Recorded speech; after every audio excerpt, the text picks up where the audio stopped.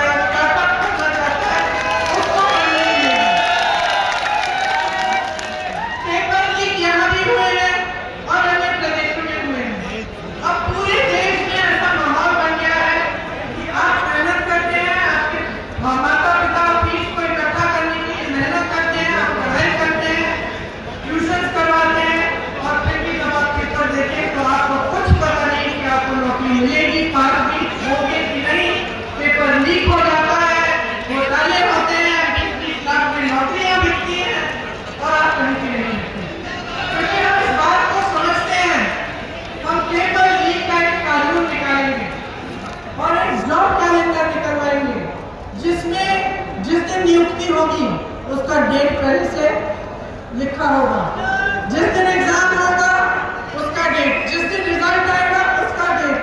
और अगर इधर उधर किसी अधिकारी ने करने की कोशिश की तो उस पर सख्त कार्रवाई की जाएगी। आपके प्रदेश में बहुत पलायन होता है, बहुत है, तो दिल्ली में वो इसलिए पलायन करके वहां जा रहे हैं क्योंकि यहाँ पे रोजगार नहीं मिल रहा है। संघर्ष का जीवन है, अपने पूरे परिवार को कोई ला पाता है, कोई नहीं ला पाता, किसी को अपने परिवार को छोड़ के वहां जाना पड़ता है। साल में मात्र 1-2 बार घर आने को मिलता है, घर आने को मिलता भी है तो मुश्किलों का सामना करना पड़ता है क्योंकि यहाँ बहुत संघर्ष है। तो पलायन को रोकने के लिए कांग्रेस पार्टी चाहती है, नहीं दे सकता, खेती किसानी पे है, किसान जीएसटी पे इतना खर्चा कर रहा है, इतनी महंगी हो गई है सारी चीजें उसके लिए, चाहे खाद हो, चाहे पेट्रोल डीजल हो, चाहे जिन चीजों पर जीएसटी हो, तो किसान इतना तरस रहा है, महंगाई से इतना उसको दबा दिया गया है कि वो कमा नहीं पा रहा है। वो कमा नहीं पा रहा है तो खेती किसानी में रोजगार भी न रहेंगे। हाँ भाई, तो इनकी जो नीति है वो रोजगार घटाने वाली नीति है। इन्होंने आज तक आपको एक विजन नहीं दिया है कि रोजगार बनाएंगे कैसे। कांग्रेस पार्टी जिन प्रदेशों में सरकार में है, हमने उन प्रदेशों में गारंटी दी थी कि हम सरकारी पद भरेंगे। क्यों? क्योंकि हर प्रदेश में लाखों सरकारी पद खाली करे थे भाजपा की सरकार में। आज भी केंद्र की सरकार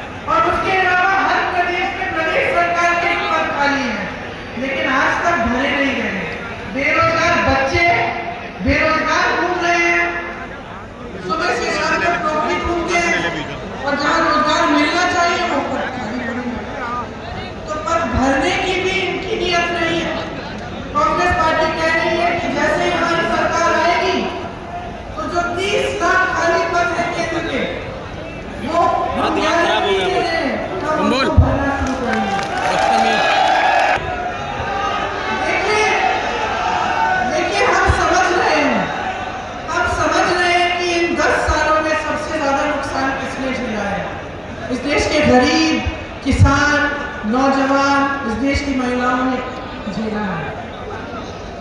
और क्योंकि हम इस बात को समझते हैं, हम इस चुनाव में कुछ ऐसी घोषणाएं हमने की हैं जो हम पूरी करके आपको दिखाएंगे।